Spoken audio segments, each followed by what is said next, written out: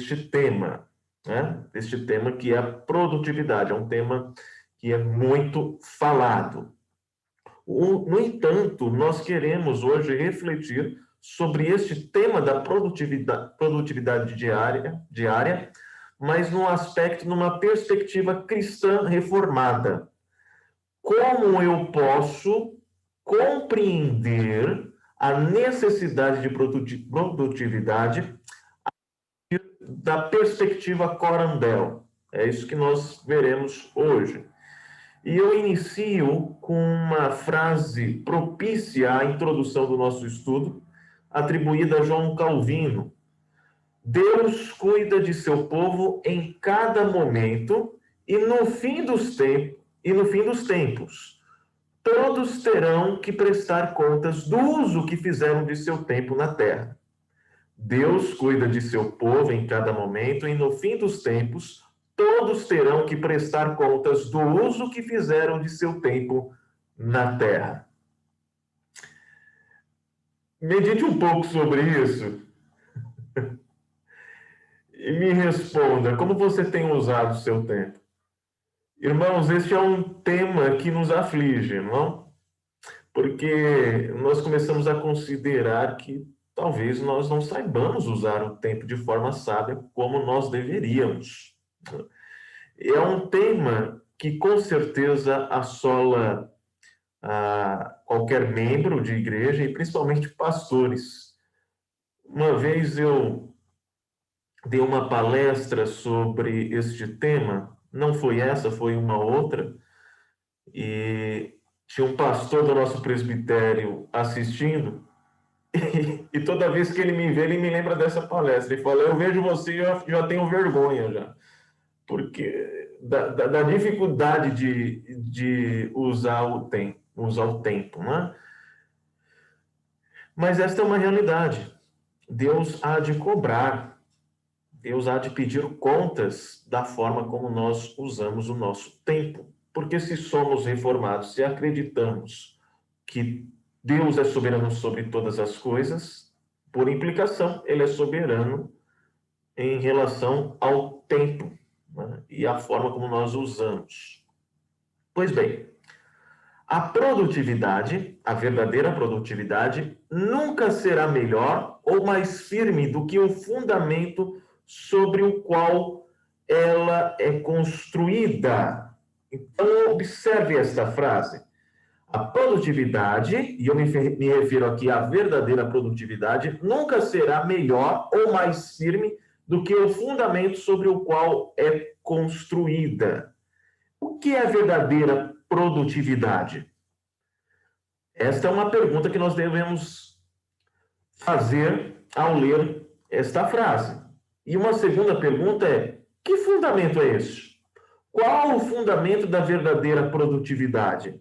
Porque, pelo que a frase anuncia, saber qual é este fundamento é imprescindível.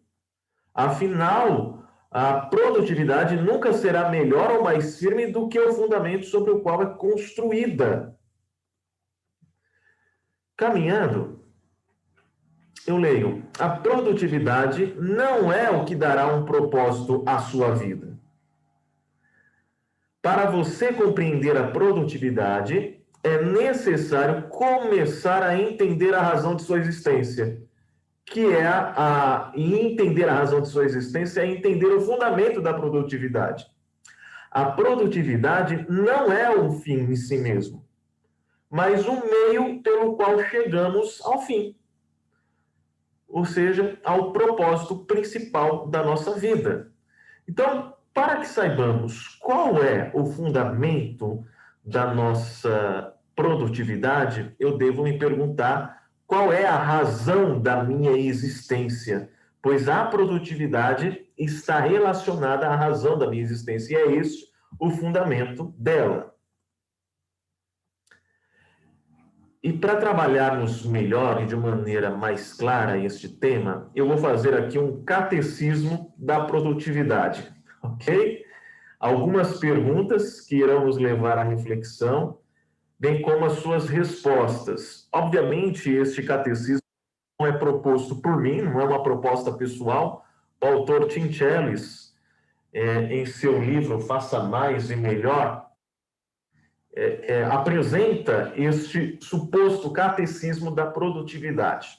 E a primeira pergunta desse catecismo é: qual foi o propósito último de Deus ao criar você? Fácil essa, não? O que você me responde? A pergunta é: qual foi o propósito último de Deus ao criar você? Qual é o propósito de Deus com a sua criação? Pode responder. Vamos lá. Um de cada vez. Honrar e glorificar o nome de Deus?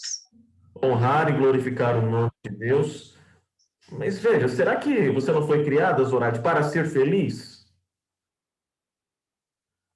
O mundo diz isso, né? Mas Isso é que o mundo diz.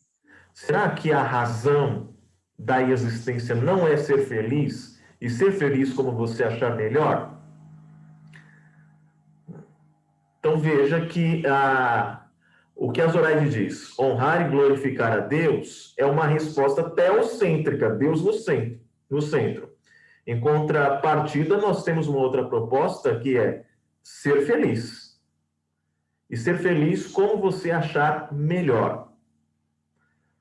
Mas nós, como cristãos e regenerados, entendemos que o mundo não gira em torno de nós.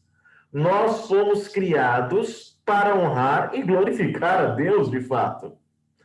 E ao fazer isso, nós não estamos excluindo desta equação a felicidade e a alegria. Na verdade, o modo pelo qual nós alcançamos a verdadeira felicidade e a alegria não é vivendo para nós mesmos, mas cumprindo com o propósito para o qual nós fomos criados, que é viver para a glória de Deus.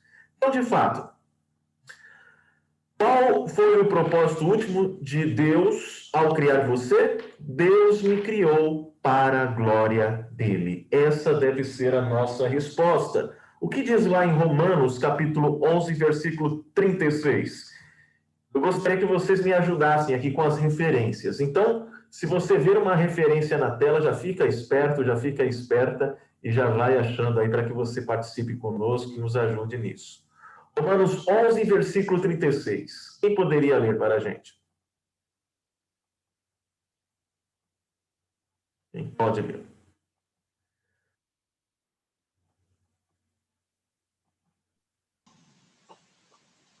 Porque dele e por meio dele e para ele são todas as coisas.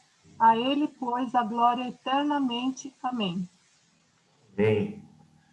Este é um texto que eu tenho ele até num quadro aqui, e eu deixo ao lado da mesa dos meus estudos, porque dele, por ele e para ele são todas as coisas, a ele, pois, a glória eternamente. Amém. Então, tudo que eu sou, tudo que eu faço é para a glória de Deus. Ele é a causa, o meio e o fim, e tudo acontece para a glória de Deus Pai. Lógico, isso não seria diferente com relação à nossa vida, à nossa existência e à nossa produtividade. O fato simples é que você não é o centro da própria vida. Você não é a estrela de seu programa.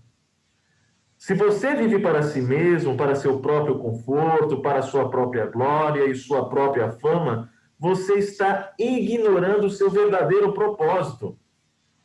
Deus criou você para a glória dele.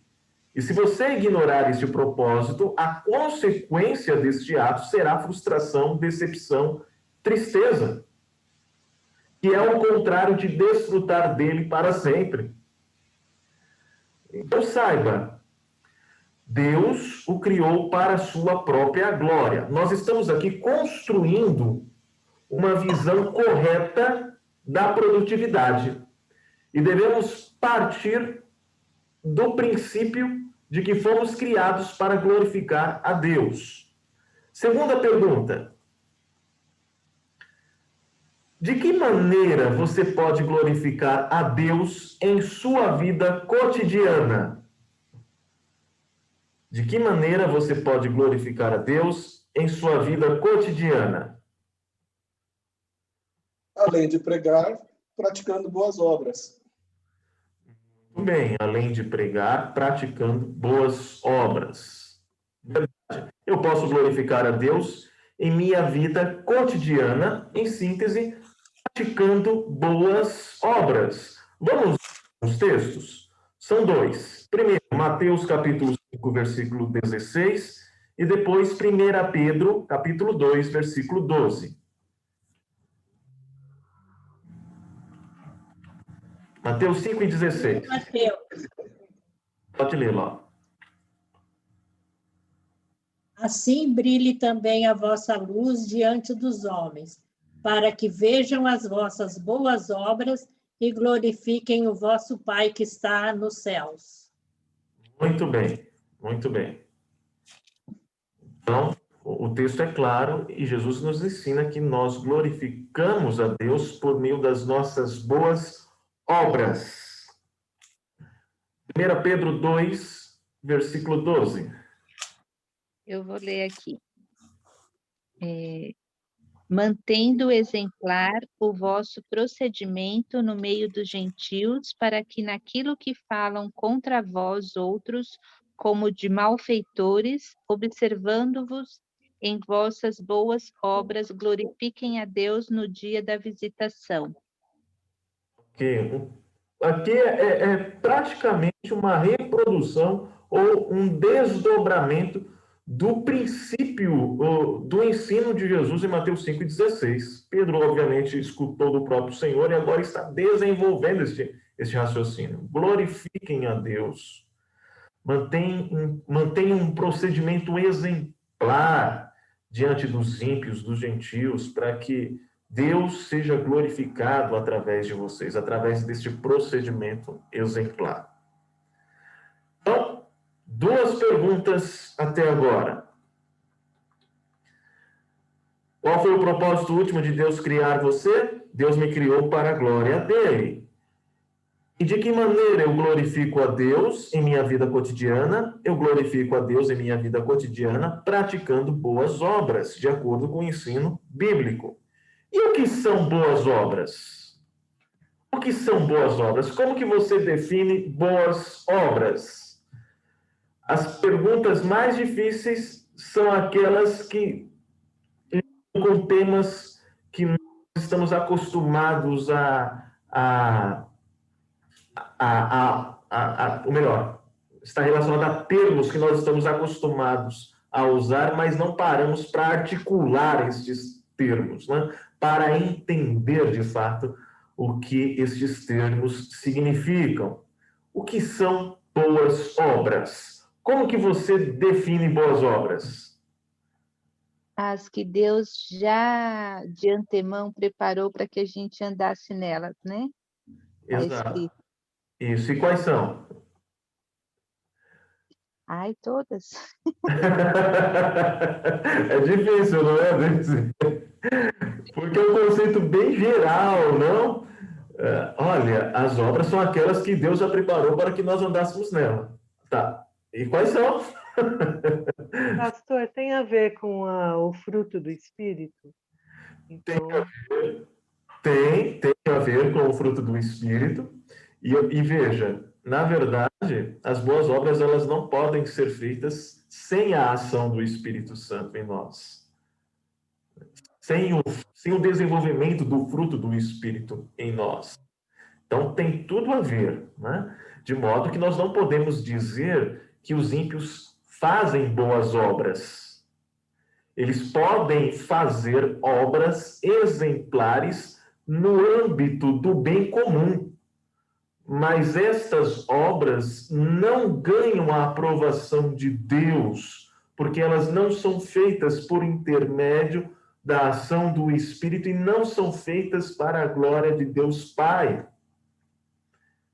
Não é? Elas têm a sua validade, elas têm a sua importância no âmbito social, mas elas não são aceitas porque elas não são produzidas por fé, pela verdadeira fé. O que são boas obras? Boas obras são as coisas que fazemos para a glória de Deus e pelo bem, conforme as ordenanças e princípios bíblicos de nosso próximo. Este é um resumo bem simples. Boas obras são as coisas que fazemos para a glória de Deus e pelo bem, conforme as ordenanças e princípios bíblicos de nosso próximo. Veja, eu coloco aqui conforme as ordenanças e princípios bíblicos, porque o que define o que é certo e o que é errado, e o que é bem, de fato, o que é bom, de fato, são os princípios da palavra de Deus, e não o que o meu próximo acha que é. Ok? Então, com certeza os irmãos já perceberam isso, que se você entrar em qualquer discussão ou apenas ler alguma discussão no Facebook a respeito de qualquer assunto que está no meio secular e eles relacionam a cristianismo, eles vão dizer, os cristãos estão julgando muito, os cristãos estão condenando, o que os cristãos devem fazer é seguir o ensino de Jesus Cristo, que é amar. E é interessante, né, que até mesmo ateus querem ensinar aos cristãos o que é cristianismo e o que é amor. E eles entendem amor como sendo uma tolerância ao pecado. Então, se o indivíduo está vivendo em erro, em imoralidade, isso não interessa, você tem que amar. Se você disser que está errado, você está julgando. E Jesus não gosta dessas coisas, é o que eles vão te dizer. Mas veja, nós somos ensinados a amar a partir dos princípios bíblicos de amor.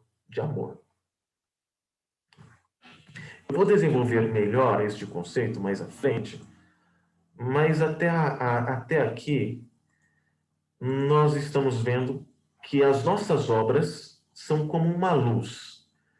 Quando essa luz brilha, mostra Deus. Quando as pessoas veem essa luz, não é para que elas olhem para você e digam, uau, como ele ou ela é incrível. Não. Como ele é impressionante, como ela é impressionante. Não, isso não é o objetivo. O objetivo é para que olhem para Deus e digam como ele é impressionante, como ele é amoroso. Olha o que ele tem feito na vida desta pessoa. As nossas obras são como quadros em que as pessoas olham, se maravilham e perguntam quem é o autor? Quem fez essa obra neste quadro? Então, o que de fato significa glorificar a Deus? Bem, se você quer glorificar a Deus, você precisa desistir do seu emprego e se tornar pastor? Não.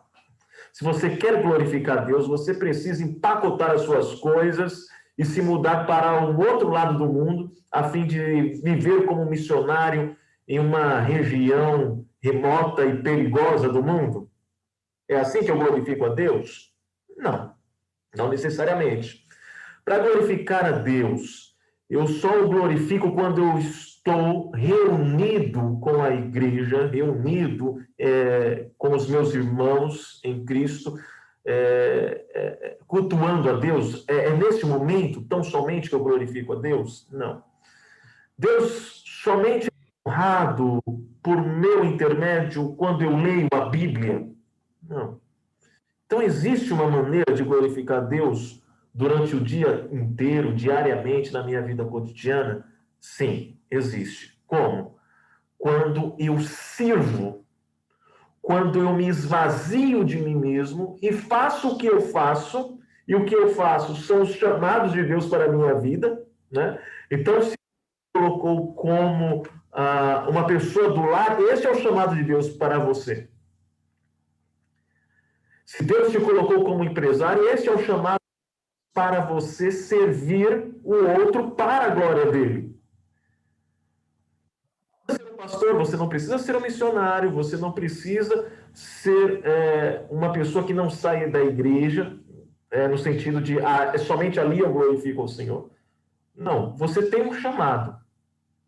Você tem um chamado imediato, que suponha que um rapaz, ele entenda que Deus o chamou para ser um engenheiro. E ele tem vocação para isso, de fato. Ele tem o chamado de Deus e tem habilidades dadas pelo Senhor para a execução desse trabalho. Mas, por hora, para pagar o curso dele, ele trabalha numa lanchonete, fazendo as coisas próprias daquele local. Ele limpa, serve, ele cozinha. Isso significa que ele deve ignorar esta parte da vida dele, esta parte da história dele, pensando tão somente, bem, eu vou exercer o meu chamado quando eu for engenheiro? Não. Deus o está chamando para aquele momento para servir como um funcionário de uma lanchonete. Ainda que ele se sinta vocacionado e tenha aptidões para exercer um cargo diferente. Então, tudo que você faz, o momento que você está vivendo é um chamado de Deus para a sua vida que você deve viver e servir para a glória do Senhor. É deste modo que nós o glorificamos. Mas você é um pecador. É ou não é? Eu acho que sim, eu tenho essa impressão. Que você que esteja me ouvindo aí e me vendo é um pecador. E a questão é, eu realmente consigo praticar boas obras sendo um pecador? Consigo ou não?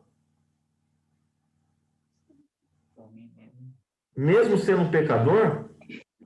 Quando Deus nos salvou, Ele nos capacitou para que nós fizéssemos boas obras e para que o glorificássemos através delas.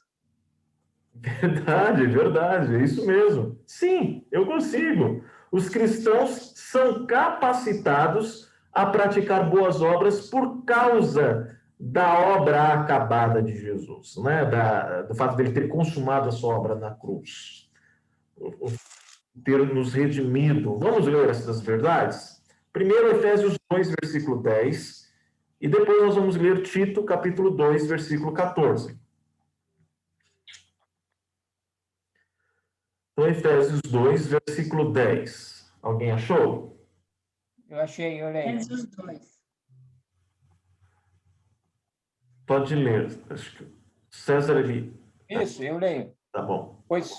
Pois somos feitura dele, criados em Cristo Jesus para boas obras, as quais Deus de antemão preparou para que andássemos nelas. Ok. Somos feitura dele. A palavra grega aí é poesia, de onde vem a nossa palavra poema. Deus nos mudou. Ele nos tirou das trevas e fez da nossa vida um poema. Né? E nós somos feituras dele, criado para as boas obras. E estas boas obras já foram determinadas pelo Senhor na eternidade, para que nós agora, salvos, andássemos nela. Tito 2, versículo 14. Posso ler? Quem vai ler? Pode ler, já. Tá. Ele se entregou por nós a fim de nos remir de toda a maldade e purificar para si mesmo um povo particularmente seu, dedicado à prática de boas obras. Que interessante. Jesus não nos salva tão somente para que herdemos o céu. Ele nos salva para evidenciarmos a ação do Espírito Santo em nós por meio de boas obras para a glória de Deus Pai. Por vezes, nos parece que Deus nos salva tão somente para nos levar ao céu. Não, eu gosto sim do Senhor. Mas não é o único. O propósito da salvação é para que vivamos as boas obras que Deus já preparou de antemão, para que Deus Pai seja glorificado neste mundo. E nós o glorificamos em tudo que fazemos, desde que façamos para o serviço, nos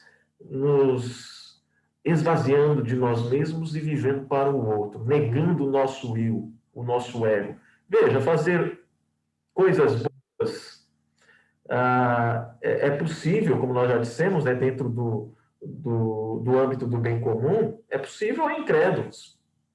E é possível também que nós façamos, mas façamos pela motivação errada, cheios de nós mesmos, a fim de nos promovermos, de nos autoafirmarmos, de buscarmos aceitação em um ambiente familiar, ou social, religioso, ou empresarial.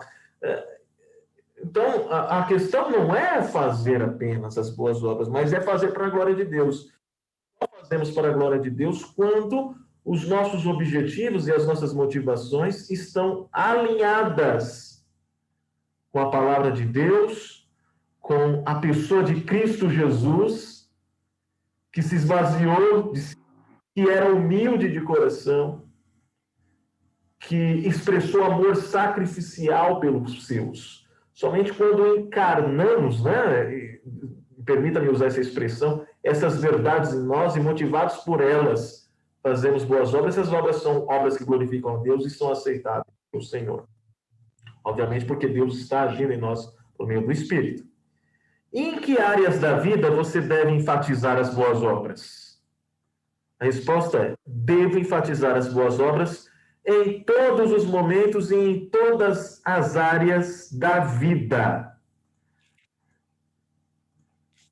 Devo enfatizar as boas obras em todos os momentos e em todas as áreas da vida. Não há nenhuma área da sua vida em que você não tenha a capacidade dada por Deus de fazer o bem pelas pessoas ou de glorificar a Deus. Ah, mas eu não tenho um trabalho... Não interessa se tem um trabalho importante ou não. O que você faz, o que você é, você tem a capacidade dada por Deus para glorificá-lo ali.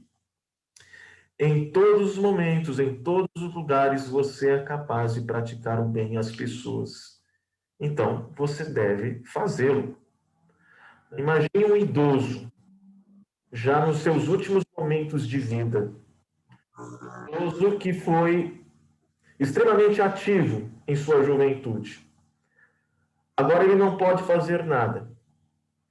E ele começa a ser cuidado por uma pessoa, né? E esta pessoa faz as coisas mais simples que outrora ele fazia sem dificuldade nenhuma, mas que ele não tem capacidade de fazer sozinho, como ir ao banheiro, como se trocar, e etc. Significa que este idoso chegou a um nível de inutilidade, de modo que agora ele não glorifica mais a Deus? Eu posso dizer isso? Eu posso afirmar isso? Ele agora é incapaz de glorificar a Deus? Não. Olha como as coisas são, meus irmãos. Olha que eu gostaria que os irmãos mergulhassem um pouco nessa verdade. Por vezes, se um idoso cristão chegar à conclusão, agora eu sou incapaz e não consigo glorificar a Deus, ele está se expressando a partir do ego tão somente. Porque ele está pensando que para glorificar a Deus, ele deve atingir um ponto que ele mesmo estabeleceu como sendo aceitável. Ele é o referencial. Mas Deus, ele não se submete a esses pontos que nós criamos para nós como aceitável. Eu só posso glorificar Deus desse jeito, daquele jeito. Não. Deus é glorificado na minha sinceridade de simplesmente querer viver para Ele. Isso é impressionante, isso é impressionante. E eu tenho a experiência, e vocês têm aqui, experiência de idosos que viveram até o último dia para a glória do Senhor. Evangelizaram seus cuidadores, demonstraram amor, esperança, transmitiram palavras de amor aos seus irmãos. Aquele tipo de pessoa que você vai visitar e você sai visitado. A própria alegria, né? A própria alegria, a própria alegria. Eu li um trecho aqui do livro do Abraham Kuyper. Vou dividir com os irmãos aqui. Irmãos, eu achei muito simples. Talvez você não se sinta tão tocado por mim. Isso tem muito a ver com o momento que você lê, né? O finalzinho de uma biografia de Abraham Kuyper, um parágrafo do livro, ele diz assim: com vigor quase imbatível, o Dr. Kuyper continuou seu labor até bem perto do fim. assistindo aos seus últimos momentos de vida, um amigo e colega perguntou-lhe: eu posso dizer ao povo que Deus tem sido seu refúgio e fortaleza até o fim? Embora fraco, a resposta veio imediatamente num distinto sussurro: sim, totalmente. Ele já estava, ele não conseguia falar direito. Mas quando seu amigo perguntou: eu posso dizer para as pessoas que Deus tem sido o seu refúgio e a sua fortaleza até o fim? Ele falou: sim, totalmente. Em sua debilidade, fraqueza e finitude, aquele homem estava glorificando a Deus. Talvez isso não seja aceitável para pessoas performáticas, não é? Mas ele fez tão pouco para Deus, ele o glorificou naquele momento. Então, às vezes, nós construímos coisas muito grandes que nós mesmos estabelecemos a partir do ego, achando, se eu fizer esse negócio aqui grande, destacado, aí sim eu vou glorificar a Deus. Não. Deus é glorificado na nossa simplicidade, sinceridade de coração e humildade. Pastor Marcos? Sim? Eu tenho dois exemplos que eu lembrei aqui. Claro. Eu lembrei da nossa irmã, Dona Madalena. Uhum. Acho que o senhor não conheceu, mas ela sempre foi ativa e ela é muito engraçada, muito legal. E é uma irmã querida. Ela era ativa, mas já idosa, né? Ela falou que pegava, já faz um tempo, né? A lista telefônica lá e ligava para as pessoas de casa, né? A pessoa às vezes não tem mais aquela agilidade, embora ela tivesse, né? Mas ela ligava para as pessoas e evangelizava, né? Eu acho bem interessante. Um outro exemplo também, que é uma pessoa ativa, né? Só que ela estava limitada, né? Que era o apóstolo Paulo, né? Ele estava na cadeia e usou isso mesmo assim, né? É bem interessante. Sim, sim. Então, veja, irmãos, o que é a verdadeira produtividade? Em dois exemplos que o nosso irmão presbítero Márcio nos deu, né? A verdadeira produtividade, ela não é estabelecida por princípios antropocêntricos e de pessoas que buscam grandeza para alimentar o ego. Não, a produtividade bíblica, ela tem a ver com uma intenção sincera de glorificar a Deus no cotidiano e na simplicidade do viver. Eu estou começando aqui falando de produtividade, você diz, mas até agora você só não saiu desse catecismo aí. Já assistiu aqui, que o camarada fica lá, passa a cera, tira a cera, né? Não está entendendo nada, mas ali ele estava sendo construído, né? E nós estamos construindo um raciocínio de produtividade indo às bases de que nós somos criados para a glória de Deus, de que nós glorificamos através de boas obras. Estas boas obras não são obras grandiosas que nos promovem diante das pessoas, não são obras simples, motivadas pela ação do Espírito em nós, para servir o outro de maneiras simples, né? E elas se estendem a toda a vida. Em que áreas da vida você deve enfatizar as boas obras? Deve enfatizar as boas obras em todos os momentos e em todas as áreas da vida. Afinal, Paulo diz, quer comais, quer bebais, ou façais qualquer outra coisa, fazei para a glória de Deus. Uma outra pergunta é, e o que é produtividade? A resposta é, produtividade, a verdadeira é administrar seus dons, talentos, tempo, energia e entusiasmo com eficácia. Até aí estamos caminhando com o conceito secular de produtividade. Mas mudamos agora no finalzinho. Produtividade é administrar seus dons, talentos, tempo, energia e entusiasmo com eficácia pelo bem das pessoas, a fim de glorificar a Deus. Isso é produtividade. E você pode fazer isso de maneiras que destaquem a sua pessoa, ainda que você não queira isso, né? Porque talvez Deus te deu o privilégio, algo grande, você o fez para a glória dele e pessoas foram abençoadas, amém. Mas você pode ter feito algo bom para uma pessoa numa conversa, num café que você teve com ela e pôde compartilhar o evangelho e ela foi edificada ali. Deus foi glorificado, ainda que ninguém saiba dessa conversa que você teve com o seu irmão em Cristo. O que é produtividade? Produtividade é você administrar seus dons, talentos, tempo, energia, entusiasmo com eficácia para fazer boas obras. Para fazer boas obras. Eu divido com vocês aqui uma frase, ela é extensa, mas ela é importante. Do contrário, eu não teria colocado aqui. A produtividade chama você, produtividade bíblica, a dedicar a vida inteira a esse grande objetivo de glorificar a Deus, fazendo bem às pessoas.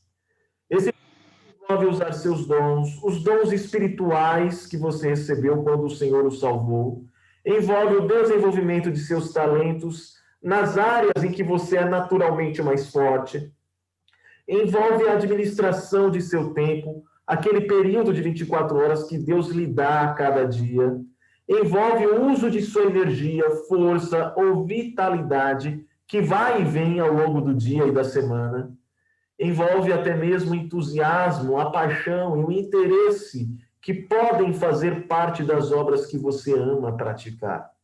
Deus chama você para pegar todas essas coisas e aplicá-las com cuidado, fidelidade e consistência no objetivo de servir as pessoas para a glória de Deus.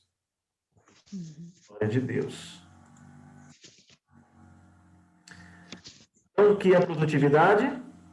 Eu insisto, produtividade, administrar seus dons, talentos, tempo, entusiasmo com eficácia, pelo bem das pessoas, para a glória de Deus.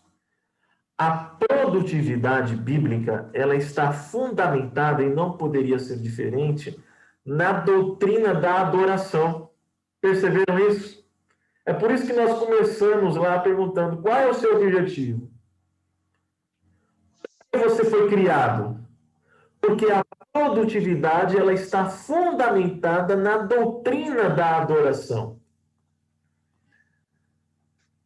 Onde quer, o Abraham Kuyper aqui, ó, que eu acabei de... Eu estava falando com o reverendo Wilson, e, irmão, é só uma...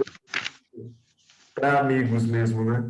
Que eu tenho tanto o Abraham Kuyper que eu era para fazer uma prova no mestrado e eu tinha que ler o livro dele para fazer responder os questionários, né? Eu respondi o questionário sem ler. Eu acertei tudo ainda. Porque de tanto que eu estou impregnado com o que ele fala, né? A gente acaba entendendo o pensamento da pessoa, como que ele desenvolve esse pensamento, né? De modo, é lógico que as perguntas não eram todas sobre tinha outras coisas, né? Mas não fez muita falta, não. E porque quando você começa a entender esse princípio da adoração e ver sustento bíblico, você começa a desenvolver uma teologia e você começa a desenvolver um modo de dar a realidade, né? Ele dá o caminho das pedras a partir de princípios bíblicos e você aplica conforme a sua realidade.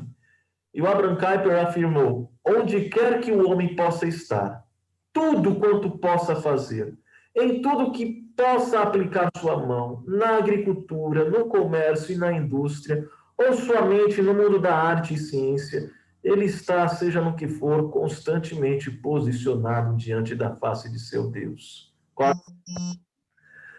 Está empregado no serviço de seu Deus, deve obedecer estritamente seu Deus e, acima de tudo, deve objetivar a glória de Deus.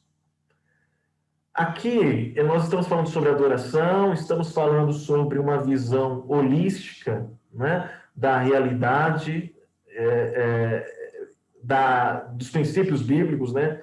Nós estamos falando de como Deus está em cada aspecto da vida e requer de nós que nós desenvolvamos os aspectos da vida para a glória dele. Mas isso aqui também tem a ver com produtividade, né? Porque a produtividade ela está relacionada a este princípio da adoração. O Tim Challies, afirma: a produtividade bíblica genuína é um chamado para agir em todas as áreas da vida. Precisa estruturar e organizar sua vida para que se torne capaz de fazer o máximo de bem possível pelas pessoas e assim glorificar a Deus ao máximo. É lógico que ele está usando aqui códigos aqui para nós entendermos, né, bem populares, né, glorificar a Deus ao máximo, como se houvesse uma forma de nós fazermos uma obra e Deus dizer assim: uau, eu estou extasiado, nunca senti isso na minha vida. Fui glorificado ao máximo. Não é nesse sentido, mas tem a ver conosco. A ideia de entregar a nós mesmos a Deus como sacrifícios vivos. Né? E Paulo, em Romanos 12, faz menção ao holocausto, que é uma entrega total do ser. Você glorificar a Deus com tudo que você é, em todas as áreas da sua vida. Agora, um ponto que eu gostaria que você se atentasse, porque isso não é desenvolvido na maioria dos conceitos seculares de produtividade, é que a produtividade bíblica, ela é extensiva. É um chamado para agir em todas as áreas da vida. Nós estamos inclinados a pensar em produtividade somente quando diz respeito à vida profissional. Tenho que ser produtivo, porque eu tenho aqui a função de advogado, eu tenho muita coisa para fazer. Tenho que ser produtivo, porque eu sou comerciante, tenho tantas pessoas para visitar. Tenho que ser produtivo, porque eu sou pastor, eu tenho pastoral, eu tenho sermão, eu tenho estudo. E me deixem refletir um pouco com vocês, que abrir o coração, né? Por ser um ministro ainda que tem que aprender muito, né? Principalmente com os mais velhos, a gente começa a buscar alguns padrões, né? E eu achava que ser um bom pastor estava relacionado a fazer muitas coisas. Bom pastor é aquele cara que não dorme. É aquele cara que está pronto para atender todo mundo a toda hora. É aquela pessoa que não come direito, não se exercita, porque ele usa todo o tempo para fazer sermão, para estudar, para orar, para atender as pessoas. Sabe que eu descobri? Que, na verdade, esse tipo de pastor é uma pessoa legalista que não glorifica a Deus. Porque isso até impressiona a igreja. E por implicação, traz alguma satisfação orgulhosa do pastor, né? Ele é admirado. Nossa, isso daí faz de tudo. Mas só que aí, na vida pessoal dele, os filhos não têm atenção, não têm amor. Muitos filhos de pastores, por isso, então, se desviam. Né? A mulher já não suporta mais ele, porque ele chega em casa e não dá atenção nenhuma. Mas só que diante da igreja ele é visto como o herói. Como um herói. A pergunta é: esse homem está glorificando a Deus, meus irmãos? Olha só como que nós, né, se utilizando do pretexto de que estou fazendo isso para a glória de Deus, e, portanto, viver para a glória de Deus é fazer coisas apenas relacionadas com a igreja, e só assim eu vou glorificá-lo, como nós deixamos de fato de glorificá-lo. Né? Então, eu comecei a rever isso, e a entender que essa motivação performar, esse desejo de cumprir com performance, mostrar para as pessoas que eu sou um bom pastor, na verdade vinha de um coração legalista, comprometido consigo mesmo, com a sua imagem, e não vinha de um coração de um homem desejoso de viver a integralidade da vida para a glória do Senhor. Porque se eu quero viver a integralidade, para a glória do Senhor, eu tenho que cuidar dos meus filhos, da minha esposa, eu tenho que ter momentos de lazer, eu tenho que cuidar do meu corpo, porque meu corpo foi dado por Deus para glorificá-lo. O David Brent, que foi genro do... Não, ele nem chegou a ser genro, né? Porque ele era noivo da filha do Jonathan Edwards, e ele não chegou a se casar porque ele teve tuberculose na época e morreu aos 34 anos. E ele boa parte do final da vida dele para evangelizar aos índios. Tudo bem, legal isso. Mas só que ele não tirou sequer uma semana para cuidar da saúde dele. Ao final da vida dele, ele escreveu: Deus me deu um cavalo e uma mensagem, e eu matei o cavalo. O cavalo era... Ele estava dizendo: Deus me deu um instrumento para levar a mensagem. Mas só que eu não usei bem esse instrumento, eu não cuidei dele. E acabei matando. E deixei de levar a mensagem mais longe, porque eu não cuidei do meu corpo. Então, produtividade tem a ver com uma preocupação em glorificar a Deus na sua vida profissional, na sua vida familiar, na sua vida com seus amigos, fazer exercícios, cuidar do corpo, da mente. É o equilíbrio, né? Exato. Falando... Exato, Zoraide, exato. Não adianta se jogar numa coisa como se aquilo fosse tudo que você tem que fazer e deixa o outro... não tem equilíbrio, deixa uma coisa para fazer outra. Não adianta, não é isso? Exato. E vocês já perceberam que nós queremos ser produtivos naquela área que as pessoas veem? Né? As pessoas conseguem mensurar o meu sucesso profissional, não, então eu vou me dedicar muito ali. Né? Agora, aquelas áreas ali que as pessoas não olham tanto, né? E não tem tanto valor da sociedade, a gente acaba esquecendo. Né?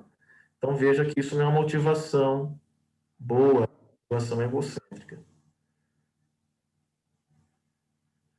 A produtividade, ainda sobre essa característica dela ser extensiva, né? Não tem a ver apenas com o seu trabalho. Não tem a ver somente com o seu sucesso na atividade que consome a maior parte do seu tempo e da sua atenção a cada semana.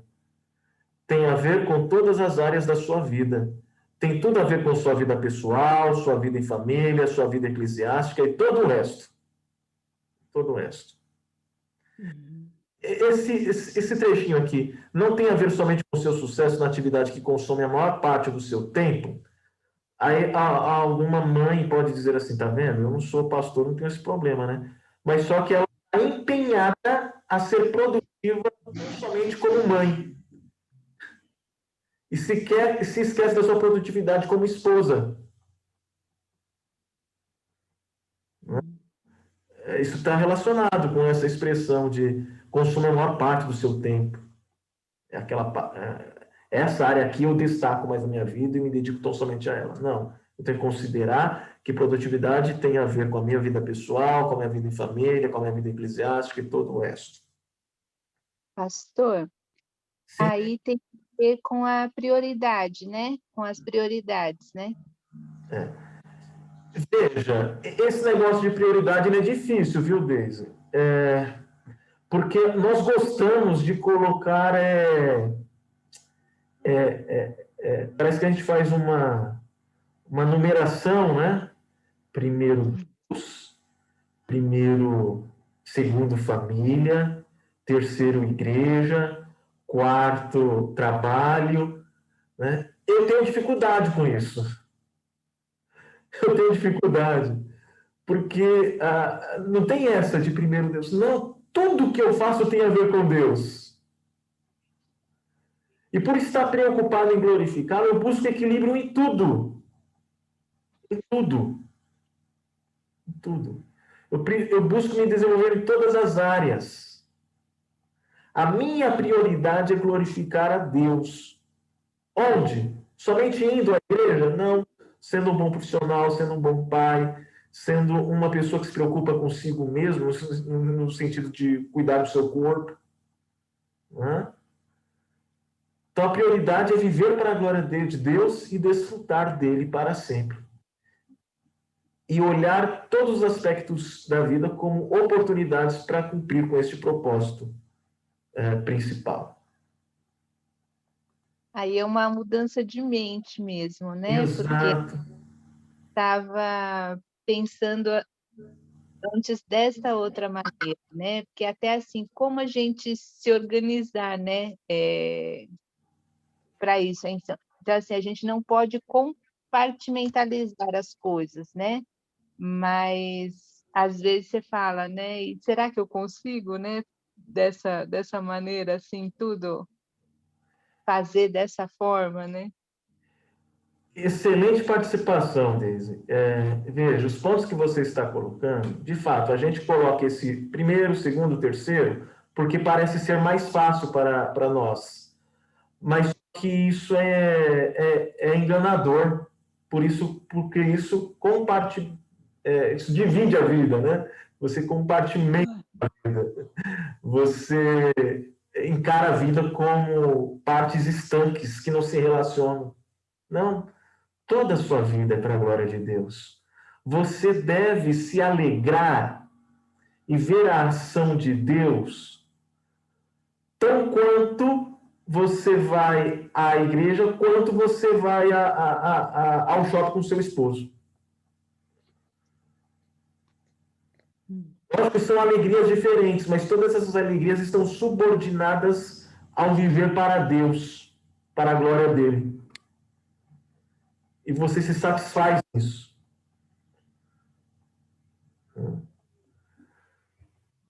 E até está inteiro em todo lugar, né? Exato. Não está ali pensando que não está fazendo a coisa que devia estar fazendo. Não, você tem que ter a consciência de que naquele momento é ali que você tem que estar, fazendo aquilo ali. Exato.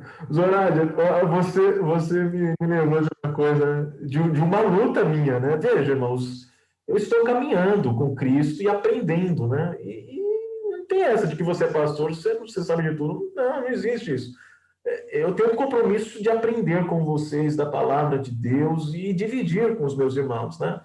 Então, até alguns anos aí, eu tinha vergonha de algum crente me encontrar na rua e perguntar para mim assim, você está indo na academia? Eu tinha vergonha de falar isso.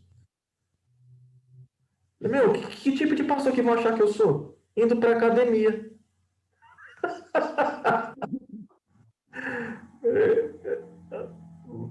Me esquecendo que isso glorifica a Deus. Isso glorifica a Deus. Então, hoje eu não tenho problema não de encontrar os irmãos. Eu já encontrei a Nelly, o Sérgio. Não sei se vocês lembram de uma novela antiga, da década de 80, 90, O Padre Garotão, que era o Nuno Léo Maia, o ator. Aí o pastor Garotão aí, ó. Eu não assisto novela não, porque eu sou crente, Márcio. Não, mas é tudo para a glória de Deus.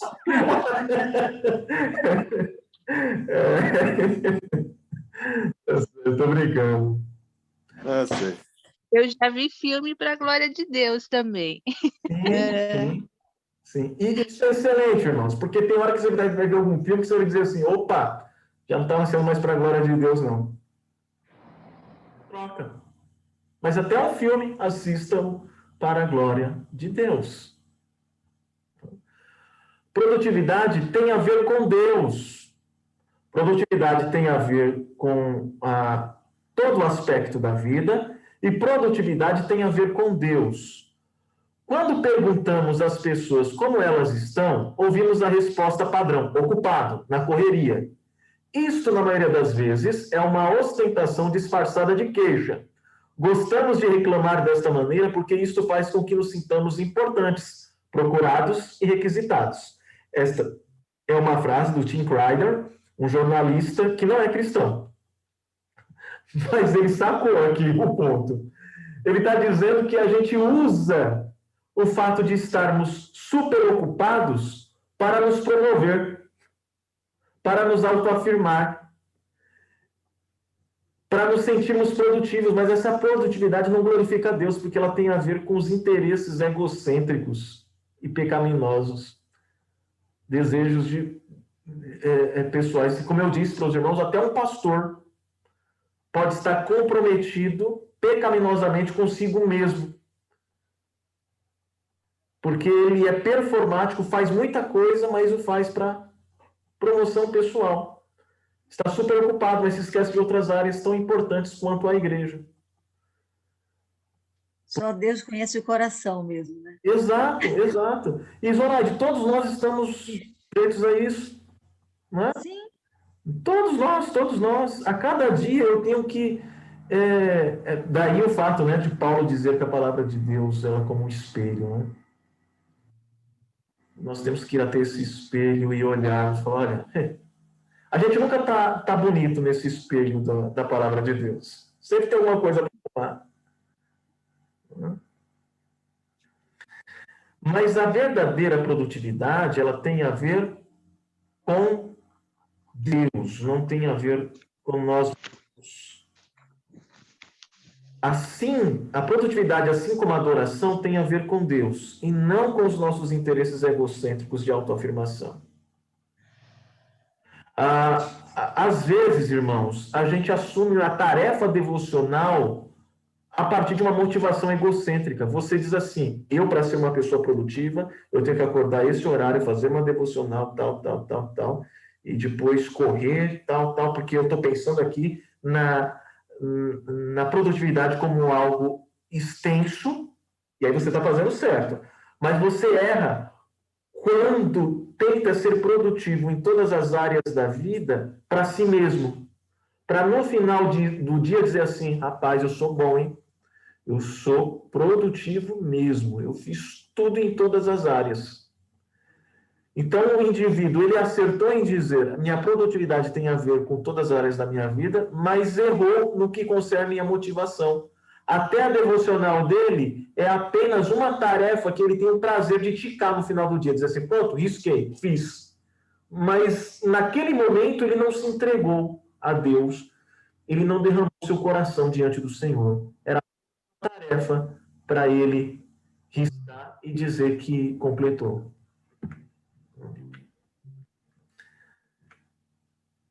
Então, a produtividade, assim como a adoração, tem a ver com Deus e não com os nossos interesses egocêntricos de autoafirmação. Deus chama você a produtividade, mas o tipo certo de produtividade. Ele chama você para ser produtivo por causa dele e não por causa de você. Isso é uma vida teocêntrica. Produtividade ainda tem a ver com Deus. Ter muitas ocupações pode fazer você se sentir bem consigo mesmo e também criar a ilusão de que você está realizando muitas tarefas. Porém, é mais provável que você esteja dando uma parcela muito pequena da sua atenção a muitas coisas diferentes, priorizando todas as coisas erradas e que sua produtividade esteja prejudicada. Então, o fato de que você tem muita ocupação não significa que você é produtivo. Você só é ocupado.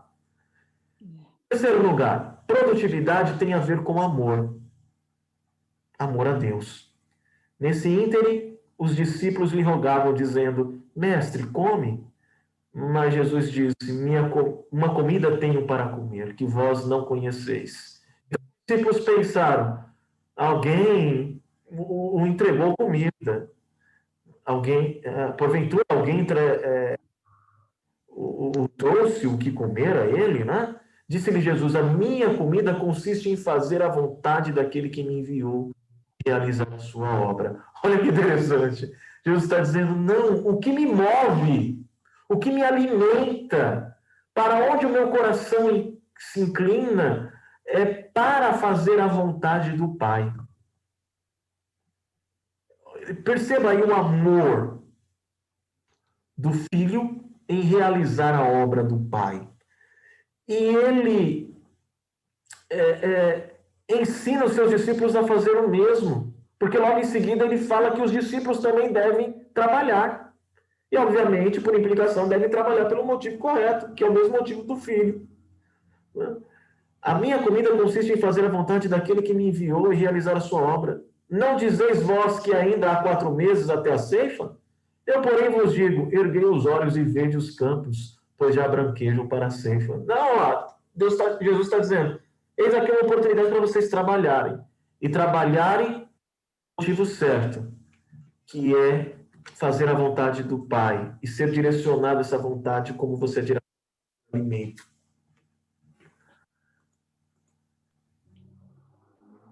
Eu já compartilhei com vocês essa frase e eu faço de novo, porque eu acho que ela é importante. James K. Smith diz: estamos frequentemente imersos em práticas culturais que sorrateiramente conquistam nossos amores e anseios, descalibrados e orientando-nos a versões adversárias do conceito de boa-vida bíblico, né? Todos os tipos de ritmos e rotinas culturais são, na verdade, rituais que funcionam como pedagogias do desejo, precisamente por nos treinarem de forma tácita e velada para amar determinada versão do reino. Lembra da aula passada que nós falamos que toda rotina ela se transforma numa liturgia e que ela forma o seu coração, ela expressa o que você ama, mas ao mesmo tempo endossa e alimenta aquilo que você ama, né? Seus maiores amores são formados e direcionados por sua imersão em práticas e rituais culturais. Então, essas práticas fundamentalmente moldam quem você é. O que o Smith está falando é que as nossas rotinas, elas nos levam, elas expressam o nosso amor e nos levam a amar mais um ideal de boa vida. Seja esse ideal de boa vida com respaldo bíblico ou não. O que eu devo fazer é conscientemente me organizar para que o meu ideal de boa vida seja viver para a glória de Deus. E traçar uma rotina que expresse isso e que sustente este desejo no meu coração. Então, qual é a rotina que, ao meu ver, ao meu entender, adapta a minha realidade e alimenta meu amor por Deus? Procure a rotina.